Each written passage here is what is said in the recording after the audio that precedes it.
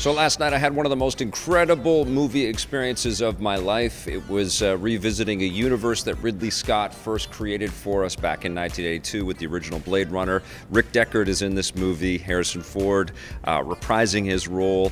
And I'm not going to spoil anything about this film. I think that the studios have been very good around this, not revealing too much with all of the promotional material, even with all the interviews and everything that Harrison Ford and Ryan Gosling have been doing.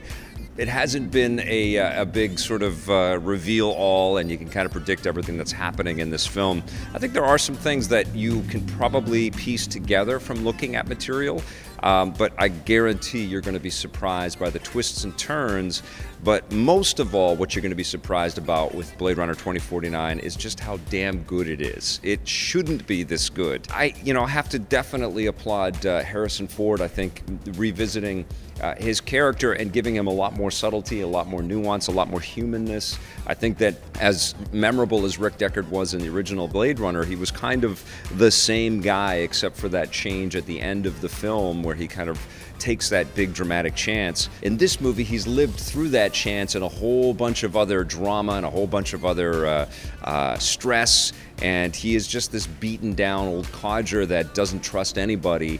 And you can see the pain. You can see the pain in his performance, you can see the pain in his eyes, and he makes him much more human. And on that note, Ryan Gosling, who you first, I think when you look at this movie, you think, okay, well, he's another Blade Runner. We know that much about him, but is he just going to be a copycat of Rick Deckard? And I can tell you that absolutely not. He is not just a paint-by-numbers recreation of stuff we've already seen. He's his own character, and he's fascinating, and Gosling gives him, another indelible performance. This is one of the best working actors, I would say, in cinema today, and he delivers. He's got a physicality that you believe in. He's got an emotional truth that you believe in, and he's, the movie is surrounded by very competent actors as well. Robin Wright is terrific in this film.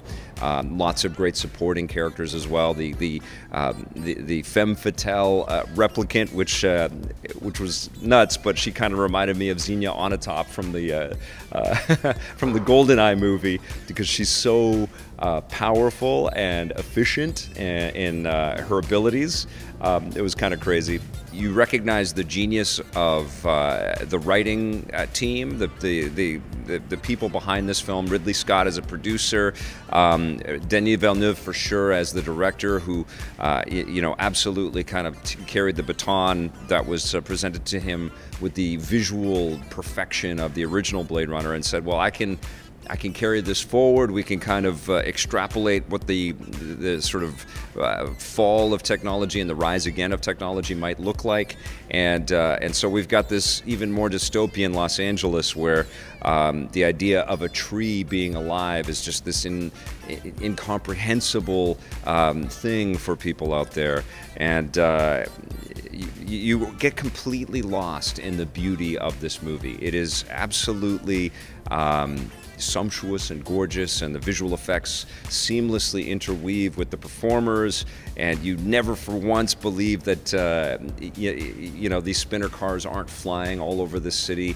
And I have to tell you, I was not prepared for the movie works on every kind of level, but I was not prepared for the music to fit so seamlessly with this picture. Obviously the Vangelis music, or Vangelis music, I don't know how to pronounce it, from the original film was a standout, and it fit perfectly with the tone and the sort of cyberpunk kind of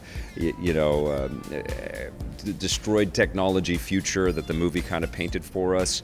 And there are echoes of that music in here, but it's so much more violent and visceral and guttural, and there's particular sequences where spinner cars are flying into the city, and the sounds from the music are kind of they almost sound like engine whines, like motorcycle engine whines, and they're so loud and obnoxious, and it just pummels you. And there's so much stimulation in this thing, from giant animated holographic billboards and replicants with superhuman abilities, and I can't recommend this movie enough. It was absolutely transportive and stimulating and intellectually gratifying, surprisingly emotionally captivating as well, because we're watching a performer who has had such an incredible career.